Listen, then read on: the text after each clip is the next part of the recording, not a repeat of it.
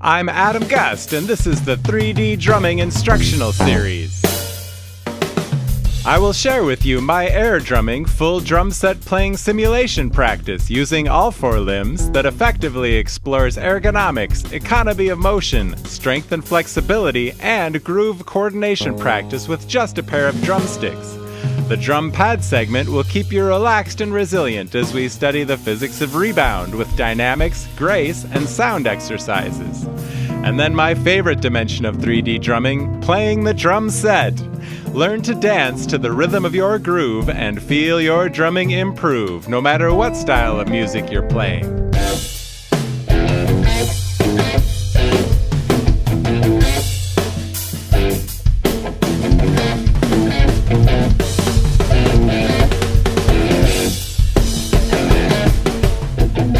Whether you're away from the drums or on the throne, the 3D Drumming Instructional Series will help you to break plateaus, feel good, have fun, and inspire the joy in your groove.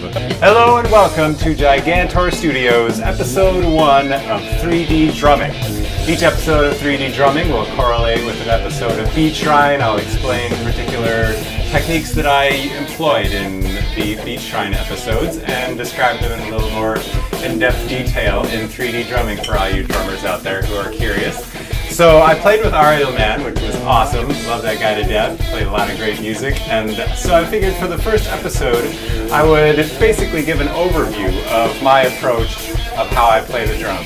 And the easiest way for me to do that is to explain my warm-up routine. If you warm up well every time you sit at the drums, you will develop valuable consistency as your body gets used to being in the same condition every time you're ready to play. This will make the most out of your time on the drums, and it helps to prevent bad tension habits, so let's get warm!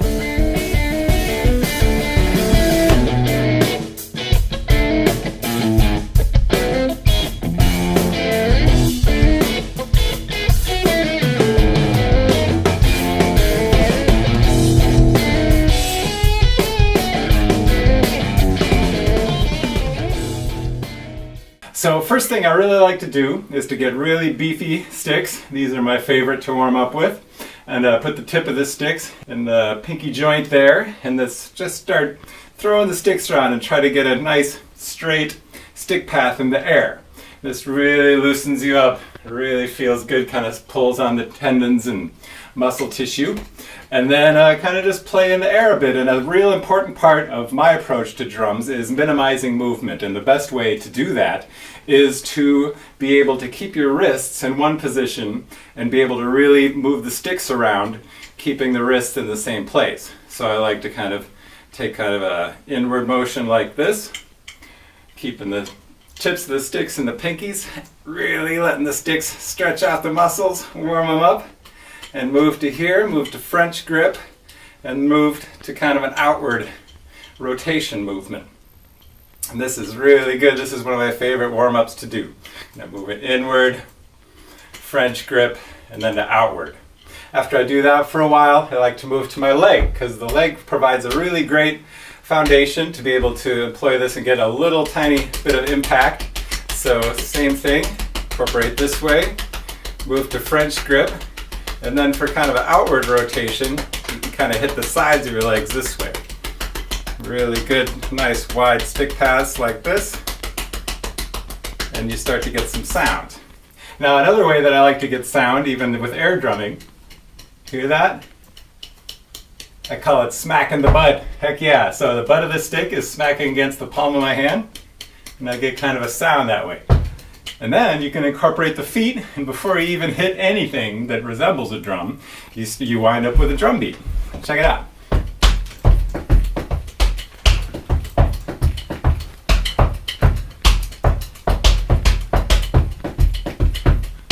And I like to have kind of two different sounds with the feet to warm up. Kind of a lower sound here, kind of a higher sound here to incorporate kind of a hi-hat sound.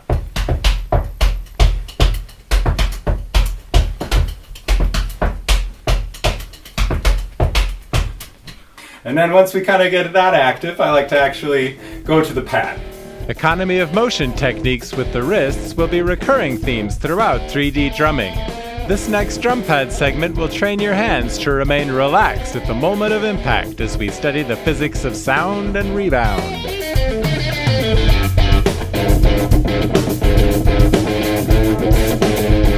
And here we are at the pad. This is my favorite drum pad in the world. It's a design by Pat Petrillo. It was discontinued, but it was recently reissued by Drumeo, which is great for all of us drummers. It has 4 different surfaces, each with a different sound and a different rebound, and really helps to resemble the drum set. Instead of just being one flat pad, it has different layers as well as heights of the materials, which I totally love. I really like to bring this with me everywhere I go because it has your basic drum pad feel here, kind of has a floor tom feel here, kind of a rack tom feel here, and this is kind of a cymbal feel, kind of a more reboundy, high-pitched sound.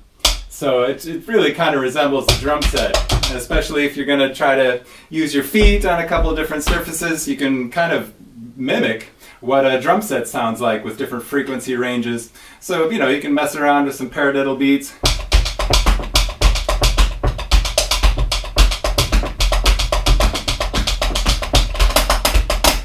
And it's fun. It's not just like hammering out stuff on a pad. You really kind of get a feel, a little bit of a flavor for actually playing the drum set. So as far as my warm-up routine goes, once I get kind of just the blood flowing with the big sticks in the air, doing air drumming and a little bit of footwork, I really want to focus on how my hands respond to rebound. And something that's really important to me is relaxation. Relaxation has graceful and positive effects on your sound, endurance, timing, and dynamics. Learn to systematically remove unnecessary tension and stress from your drumming so that it can become a precious place where you can go to escape the tension and stress of your everyday life.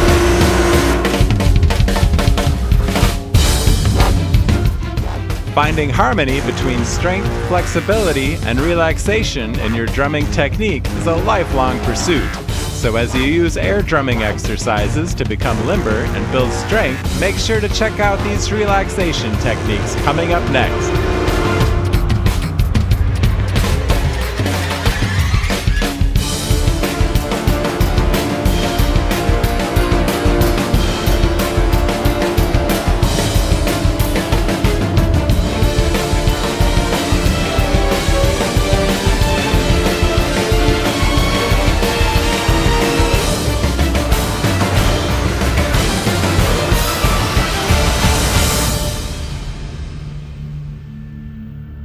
There's an exercise I want to cover with you. It's a relaxation exercise.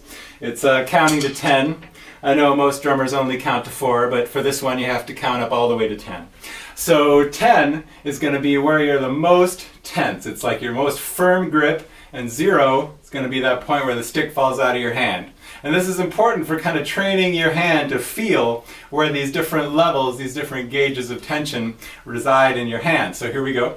10, 9, 8, 7, 6, 5, starting to relax more, 4, 3, 2, 1, 0. So that kind of like feel that relaxation in your hand and associate it with a numeric value.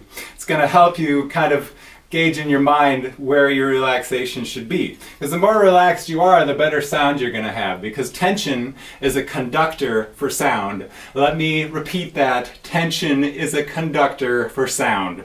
If you are tense when you're playing, all the sound of your drum is going to be absorbed into your arm. It's going to be shock to your muscles. It's bad, bad, bad, I swear to God.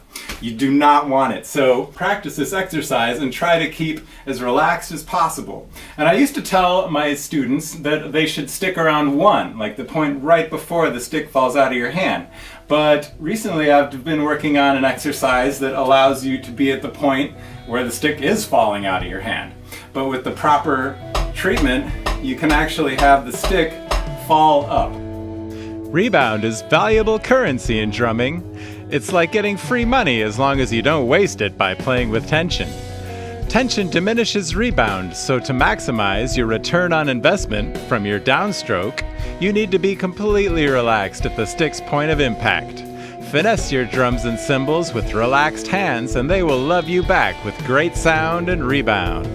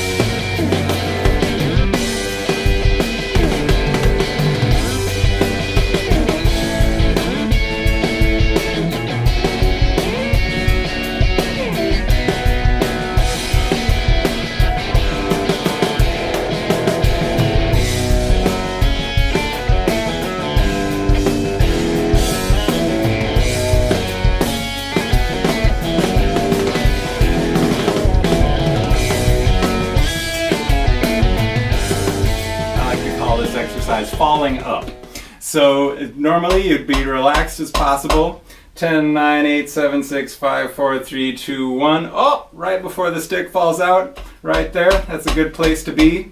But 0, you can actually play off the rebound, and at any point in this technique that I'm employing right now, if I were to stop, the stick would fall out of my hand.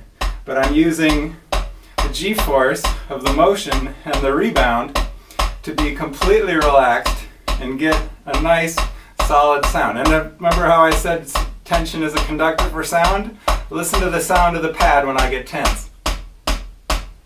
Hear how the sound changes? Relaxed, tense. You can really, especially here,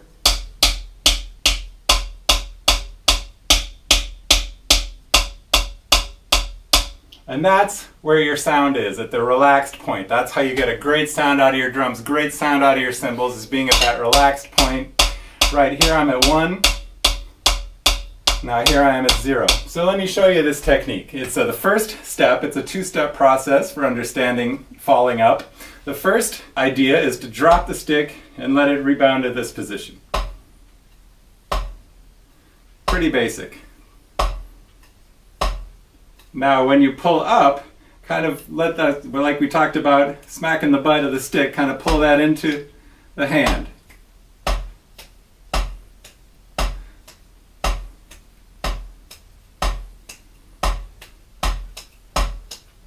Now actually get a rebound off the head. It's called a pull-out stroke.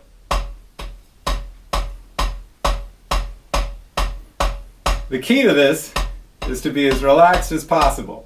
And what being relaxed allows you is to get a really big sound out of the drum, not to conduct any of the sound into your arm and leave it all in the drum or in the pad.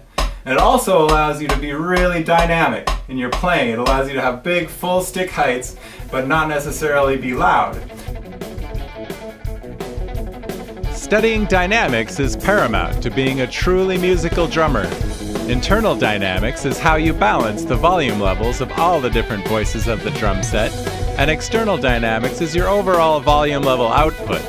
If you and the musicians you play with all maintain constant musical internal and external dynamic balance, that's when you get lost in the music, and that's when the magic happens.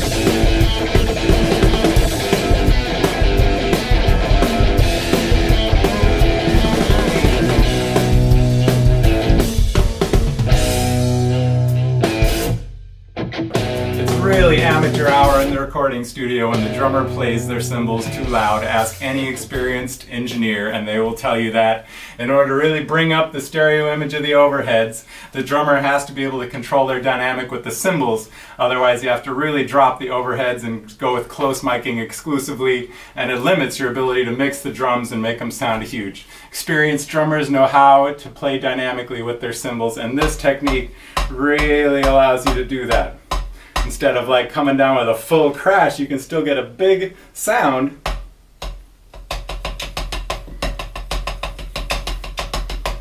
and get a quiet sound on the drums. You'll be a big stick height and quiet sound. It really allows you to play dynamically. So let's practice that with both hands.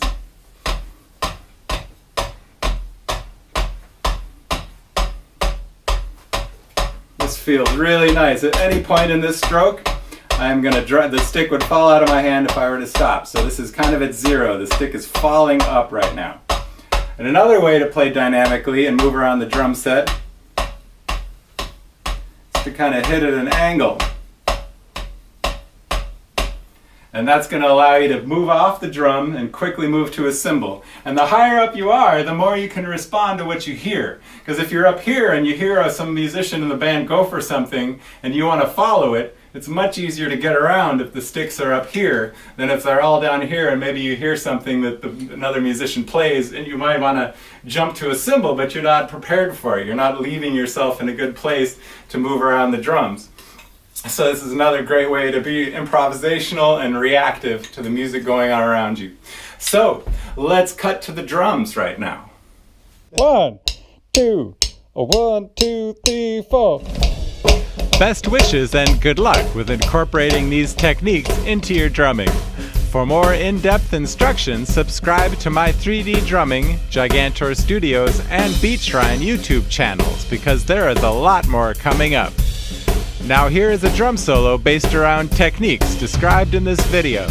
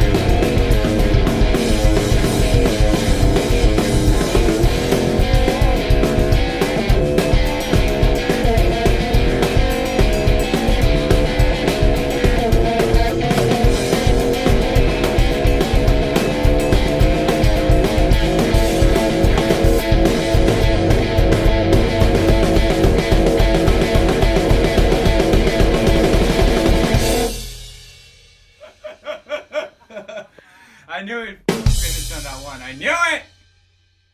And even though he is in the other room, somehow we know that we're gonna finish on the one. There's no way he can tell. He's in the other. You can show them like he's not even in this room.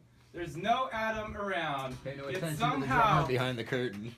Somehow musically he understands that we are gonna finish right there. It's like magic. It's proof that music is a language. Proof right there. Scientific proof. It's not magic. He knows. He understands. We're talking. Wow, drums sound good. Ah, Sweaty Adam.